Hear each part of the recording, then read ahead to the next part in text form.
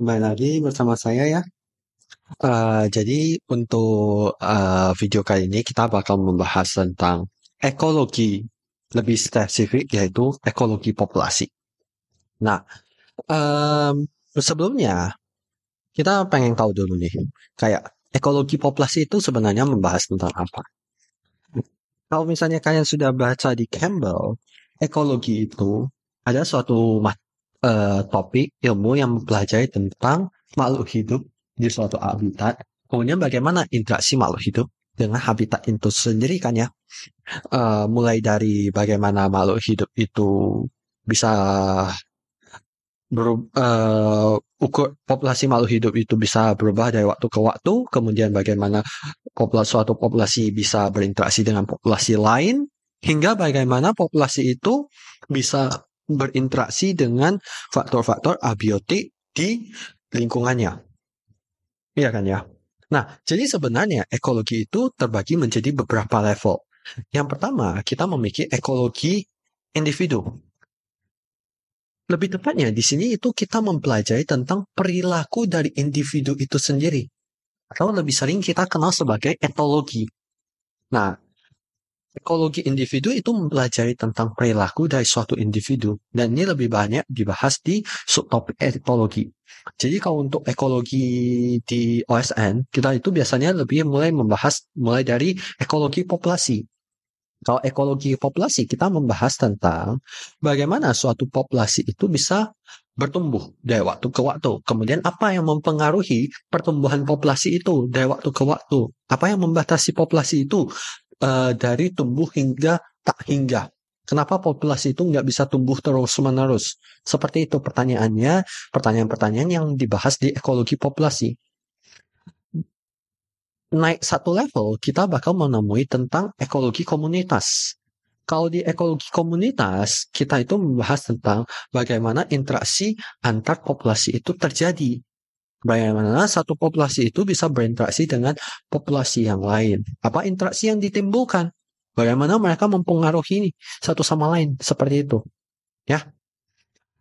Naik satu level lagi, kita bakal menemui ekologi ekosistem. Nah, di ekologi ekosistem ini kita mempelajari bagaimana komunitas makhluk hidup berinteraksi dengan faktor-faktor abiotik, berinteraksi dengan lingkungannya. Apa dampak yang ditimbulkan dari komunitas makhluk hidup ke lingkungannya, dan bagaimana lingkungan itu bisa mempengaruhi komunitas makhluk hidup tersebut. Seperti itu ya. Di atas ekologi ekosistem, kita menjumpai ekologi biosfer. Nah, ekologi biosfer ini sebenarnya ada ekosistem dalam skala yang lebih besar. Tapi kalau di ekologi biosfer ini, kita sudah membahas kayak contoh-contoh biosfer yang dapat ditemuin di bumi ini. Misalnya, hutan hujan tropis, atau tidak padang rumput, atau tidak gurun. Kita mempelajari tentang ciri-ciri karakteristik dari biosfer masing-masing. Masing-masing biosfer. Curah hujannya seperti apa, suhu bulanannya seperti apa, kemudian kira-kira dapat dijumpai makhluk hidup seperti apa saja di biosfer tersebut. Itu dia, ya. Dan yang terakhir, I'm sorry, dari tadi agak salah, ini bukan biosfer ya, ini bioma. Tadi bioma maksudnya, and then naik satu level yang terakhir itu adalah ekologi biosfer. Kalau biosfer itu menceritakan tentang satu bumi. Jadi misalnya, bagaimana pergerakan arus laut atau misalnya bagaimana pergerakan arus angin di bumi ini. Kemudian bagaimana cahaya matahari itu bisa mempengaruhi perbedaan suhu di permukaan bumi. Seperti itu. Ya. Nah, itulah yang dibahas di ekologi biosfer. Dan sekali lagi untuk materi kita hari ini kita hanya membahas tentang ekologi populasi. Dan di sini saya akan membaginya menjadi 3 subtopik yang berbeda. Yang pertama kita akan membahas tentang proses biologis yang dinamis memengaruhi densitas alias kepadatan, dispersi, persebaran, dan demografi populasi. Jadi sebenarnya banyak sekali proses biologis itu yang bisa mempengaruhi struktur populasi itu sendiri. Itu dia. Ya. Tapi sebelum lebih jauh ke dalam situ, saya ingin bertanya dulu. Apa itu sebenarnya populasi? Populasi itu adalah suatu kelompok individu dari suatu spesies yang sama yang tinggal di tempat dan waktu yang sama. Itu ya. Jadi kelompok individu spesiesnya harus sama, tinggal di tempat yang sama dan waktu yang sama. Misalnya, kita ambil contoh katakanlah populasi manusia di Pulau Sumatera, katakanlah populasi manusia di Sumatera Utara dan di Lampung, Provinsi Lampung. Populasi manusianya apakah berbeda? Kalau misalnya kita membahas populasi manusia di Sumatera Utara dan di Lampung, apakah dia itu berbeda? Jelas berbeda, karena dia itu hidup di tempat yang berbeda. Satu di Sumatera Utara, satu di Lampung. Jadi kalau misalnya kita katakan populasi di Sumatera Utara itu ada sekitar, katakanlah berapa ya? Saya ambil contoh 20 juta individu. Sedangkan di Lampung itu hanya katakanlah 15 juta. Populasinya berbeda, nggak bisa kita samakan. Kecuali kita mengatakan populasi manusia di Pulau Sumatera secara keseluruhan. Bahwa kita bisa gabungkan Pulau Sumatera dan Lampung ini. Tapi kalau misalnya kita katakan saja populasi manusia di Pulau Sumatera, tentu itu berbeda dengan populasi manusia di Lampung. Karena itu ada dua tempat yang berbeda. Seperti itu. Ya. Dan waktunya harus sama. Tentu saja populasi manusia di Sumatera Utara pada tahun 2024 itu jelas berbeda dengan populasi manusia di tahun 2020. Jelas berbeda. Katakanlah waktu itu hanya 19 juta. Jelas berbeda. Karena waktunya aja udah berbeda. Dan dari waktu ke waktu kemungkinan besar populasi itu telah bertumbuh. Makanya populasinya menjadi berbeda. Seperti itu. Jadi pertama tempatnya harus sama. Dan kedua waktunya itu harus sama juga. Seperti itu ya. Nah, kemudian kita coba lihat gambar di sini. Menurut kalian kira-kira ada berapa populasi yang dapat diamatin di gambar ini? Kalian boleh pause videonya sejenak untuk mengamati gambar ini. Dan kalau misalnya kalian jawab ada minimal 3 populasi yang dijumpai di gambar ini, selamat, jawaban kalian sudah tepat. Memang benar, ada minimal 3 populasi yang dapat dijumpai di gambar ini. Yang pertama jelas kelihatan banget zebra. Yang kedua itu ada rerumputan. Yang kuning-kuning ini jelas ya, satu populasi. Dan yang ketiga itu adalah ini dia, pohon-pohon di ujung gambar di sini. Meskipun kelihatannya kecil dan nggak bisa dipastikan apakah mereka itu spesies yang sama atau berbeda. Tapi karena nggak bisa terlihat dengan jelas, kita asumsikan mereka itu spesies yang sama. Gitu ya. Meskipun sebenarnya kalau misalnya kita amati langsung, sangat mungkin mereka itu ada spesies-spesies yang berbeda. Tapi karena gambarnya kurang jelas, saya asumsikan mereka itu spesiesnya sama aja dulu. Gitu ya. Jadi minimal ada 3 spesies yang berbeda di gambar ini. Gitu ya. Meskipun kalau misalnya kita datang ke lokasinya secara langsung, sangat mungkin kalau dapat dijumpai lebih dari 3 populasi yang berbeda. Katakanlah populasi serangga di tanah, mungkin ada belasan atau puluhan populasi serangga di tanah di padang rumput ini. Gitu ya. Tapi dari gambar ini bisa kita amatin kalau minimal terdapat 3 populasi yang berbeda. Minimal banget. Gitu ya. Jadi itu ada konsep populasi yang perlu kalian pahami terlebih dahulu. Nah, selanjutnya, densitas dan dispersi. Densitas dan dispersi. Densitas itu adalah kepadatan populasi alias jumlah individu per satuan luas. Dalam pengamatan populasi, kita tentu mengamati populasi dalam suatu daerah yang dibatasikannya. Misalkan ya, kita katakan di plot A, ukurannya 10 meter kali 10 meter. Oke, kita mengamati populasi kucing, katakanlah populasi kucing di plot A. Dan kita menjumpai kalau terdapat berapa? 1, 2, 3, 4, 5, 6, 7, 8, 9, 10. 10 individu kucing di plot A. Berarti kepadatan populasinya berapa? Kepadatan populasi kucing di sini itu adalah 10 individu dibagi 100 meter persegi. Oke, berarti satu individu per 10 meter persegi. Itulah kepadatan populasi di plot A. Kepadatan populasi kucing di plot A. Tapi sebenarnya sangat mungkin apabila populasi dengan densitas yang sama memiliki pola persebaran yang berbeda. Contohnya apa? Contohnya, katakanlah di plot B dengan ukuran yang sama, kita mengamati populasi simpanse. Nah, populasi simpanse di plot B itu juga sama. Satu individu per 10 meter persegi. Itu ya. Total di sini ada 10 individu kan ya. Luas daerahnya 100 meter persegi. Berarti satu individu per 10 meter persegi. Nah, tapi pola persebarannya jelas banget berbeda. Kalau yang ini tersebar merata, tapi kalau di sini mereka itu mengelompok dalam kelompok sosial. Itu ya.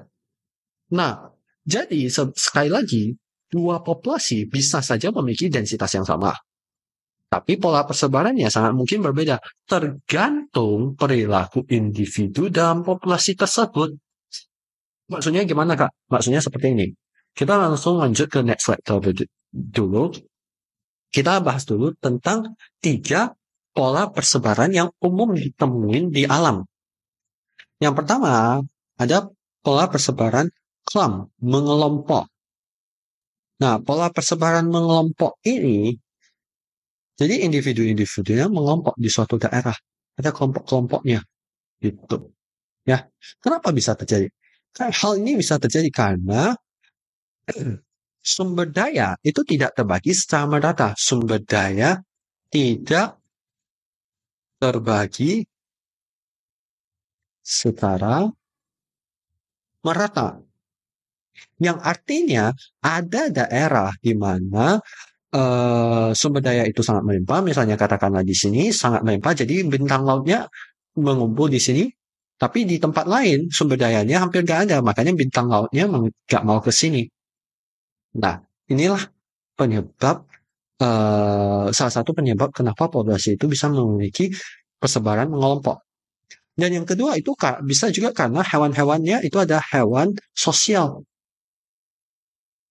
Nah, hewan sosial biasanya mereka membentuk satu kelompok sosial kan ya. Otomatis mereka itu mengelompok dalam satu kelompok sosialnya masing-masing. Makanya pola persebaran pola persebaran hewan seperti simpanse, gorila, atau misalnya katakanlah lebah, semut, atau rayap atau merkat. Nah, mereka itu kan hewan-hewan sosial. Pola persebaran mereka juga mengelompok. Seperti itu. Ya. Yang kedua, itu adalah uniform, teratur. Hal ini bisa terjadi karena mereka itu soliter, agresif. Mereka itu nggak mau mendekat satu sama lain. Kalau mereka itu mendekat satu sama lain, alias dia itu masuk ke teritorial tetangganya, pasti terjadi pertengkaran. Karena mereka itu sangat menjaga ketat teritori mereka. Mereka itu nggak mau teritori mereka itu kemasukan sama tetangganya. Mereka itu nggak mau tetangganya masuk ke teritori mereka. Kalau tetangganya masuk ke teritori mereka, pasti terjadi pertengkaran. Seperti itu. Nah, contohnya penguin raja ini, mereka itu memiliki teritorinya masing-masing dan mereka itu memiliki sifat agresif. Sehingga mereka itu menjaga jarak dengan tetangganya. Itu dia. Dan sebenarnya pada pola persebaran uniform ini, sumber dayanya itu terbagi merata. Sumber daya tersebar merata. Sumber daya tersebar merata baru bisa ada pola persebaran uniform. Sumber daya tersebar mereka itu bisa hidup di mana aja selama mereka itu nggak masuk ke teritori tetangga mereka. Kalau sumber dayanya nggak tersebar merata, mereka itu nggak akan memiliki pola persebaran uniform. Seperti itu ya. Dan terakhir, kalau random itu bisa terjadi karena tidak ada kompetisi antar individu. Jadi mau dekat mau jauh, mereka itu bisa hidup bersamaan, hidup berdampingan. Seperti itu. Ya. Mau dekat mau jauh, mereka itu bisa hidup berdampingan karena mereka itu nggak mengganggu satu sama lain. Dan yang kedua itu adalah sumber daya tersebar merata. Nah, karena sumber daya tersebar merata, mereka itu bisa hidup di mana saja. Contohnya dandelion ini. Kalau biji dandelion itu kan terbawa angin kan ya. Terbawa angin, kemana angin bertiup dia itu akan mendarat kemana. Kemudian ketika angin itu sudah tidak bertiup, dia itu akan jatuh dan berbunga. Jatuh dan tumbuh bergerminasi. Nah, itu ada kejadian yang fully random kan ya. Fully nggak bisa ditebak seperti itu. Ya, nah makanya dandelion sendiri itu memiliki pola persebaran random. Kalau misalnya kita lihat kasus kita yang tadi, uh, si kucing dan si simpanse ini, kucing itu kan sebenarnya hewan yang lumayan agresif, menjaga teritorialnya kan ya. Makanya mereka persebaran mereka cenderung uniform. Tapi kalau simpanse, mereka itu mau ngelompok, makanya pola persebaran mereka clump seperti itu. Ya, itu dia. Kemudian kita lanjut dinamika populasi. Jadi sebenarnya populasi itu adalah bersifat dinamis. Tidak ada populasi di dunia ini yang bersifat statis. Sekalipun ukuran populasi itu tidak berubah dari waktu ke waktu, pasti sebenarnya sudah terjadi perubahan di dalam populasi itu sendiri. Jadi, misalnya saya katakanlah populasi tikus di suatu plot pada tahun 2021 itu sebesar 20 individu. Tahun berikutnya, di tahun 2022, sebesar 20 individu. Apakah sama sekali tidak terjadi perubahan dalam populasi ini? Saya bisa dengan yakin katakan nggak mungkin, pasti terjadi perubahan. Tapi secara bersih tidak menghasilkan perubahan, tidak menghasilkan perbedaan ukuran populasi. Maksudnya gimana Kak? Gini, ukuran populasi itu dipengaruhi oleh 4 faktor. Kelahiran, kematian, imigrasi, dan emigrasi. 2 faktor yang menambah ukuran populasi itu adalah kelahiran dan imigrasi. Kelahiran menambah individu populasi yang baru, imigrasi, individu populasi lain masuk ke populasi yang sedang kita amati. Kematian mengurangi individu populasi, emigrasi, individu populasi di sini keluar dari populasi yang sedang kita amati. Itu ya. Jadi, mungkin saja pada kasus yang sedang kita amatin ini, birth ditambah immigration itu sama dengan death ditambah immigration. Jadi secara bersih tidak menghasilkan perubahan pada ukuran populasi. Meskipun sendirinya sejatinya dalam populasi ini sudah terjadi kelahiran atau kematian. Tapi kelahiran dan kematiannya terjadi pada laju yang sama. Sehingga perubahan ukuran populasi itu tidak terjadi. Itu dia. Jadi meskipun di luar ya itu tampak statis, tapi kalau misalnya kita amatin secara detail, populasi itu sebenarnya bersifat dinamis. Itu dia ya. Oke. Nah, eh, nah selanjutnya kita lihat tabel kehidupan. Jadi karena ukuran populasi itu berubah dari waktu ke waktu, para peneliti itu bisa mengamati ukuran populasi. Dan ketika mereka itu mengamati ukuran populasi, perubahan ukuran populasi, mereka itu mengikuti suatu kohort tertentu. Suatu kohort tertentu. Jadi misalnya kohort itu maksudnya apa Kak? Kohort itu maksudnya seperti ini. Katakanlah kita sedang mengamati kohort individu mekat di populasinya. Kita mengamati kelas usia 1-2 tahun. Nah, ini adalah kohort yang sedang kita amati. Jadi kohort itu sebenarnya adalah kelas usia. Kohort itu adalah kelas usia. Itu dia, kelas usia 1-2 tahun. Dan mereka itu dalam penelitian ini sebenarnya peneliti itu mengamati kohort tertentu, mengikuti kohort tertentu dari waktu ke waktu. Jadi kalau misalnya mereka itu mengikuti kohort 0-1 tahun pada tahun pertama, mereka itu pada tahun pertama melakukan pendataan, kemudian mereka pergi pulang, kemudian tahun berikutnya mereka datang lagi.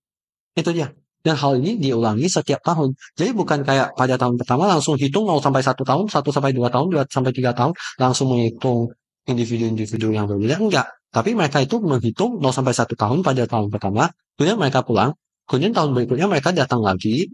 Berarti sekarang 0 sampai 1 tahun ini sudah berubah menjadi 1 sampai 2 tahunnya. Kemudian mereka melakukan pendataan lagi. Kemudian mereka balik, datang lagi, 2 sampai 3 tahun. Seperti itu. Hal ini dilakukan berulang-ulang selama 10 tahun. Kira-kira 10 tahun. Itu dia ya. Nah, jadi pada setiap tahun, mereka itu mengukur, melakukan pendataan, ada berapa individu yang hidup pada awal tahun tersebut. Kalau pada usia 0 sampai 1 tahun, ada 653 individu yang hidup pada awal tahun. Kemudian 1 sampai 2 tahun ada 252 individu, 2 sampai 3 tahun ada 127, dan seterusnya. Seperti itu ya. And then ada juga variabel lain yang disebut sebagai proportion elect at the start of the year. Nah, proportion elect at start of the year, cara hitungnya seperti apa? Cara hitungnya itu adalah NI, yaitu individu populasi, individu cohort, jumlah individu cohort pada waktu tertentu dibagikan N0, jumlah individu pada pengamatan awal. Jadi kalau misalnya katakanlah di 67 tahun ini itu ada berapa individu, proporsinya itu ada berapa, berarti ini ada 67 dibagikan 653. Hasilnya akan sekitar 0,106. Itu ya. Ya, sekitar 0,106. Jadi itu adalah cara menghitung proportion alive at the start of the year. Jadi NI itu adalah individu pada waktu tertentu, N0 itu adalah individu awal. Kalau death rate itu seperti apa? Death rate itu adalah seperti ini cara hitungnya. Jadi saya ambil yang gampang aja biar lebih mudah kalian bayangkan. Misalnya dari 5 ke 4. Dari usia 7 sampai 8 ke 8 sampai 9. Nah, dari usia 7 sampai 8 ke 8 sampai 9, ini yang mati ada berapa individu? Satu individu yang mati kan ya?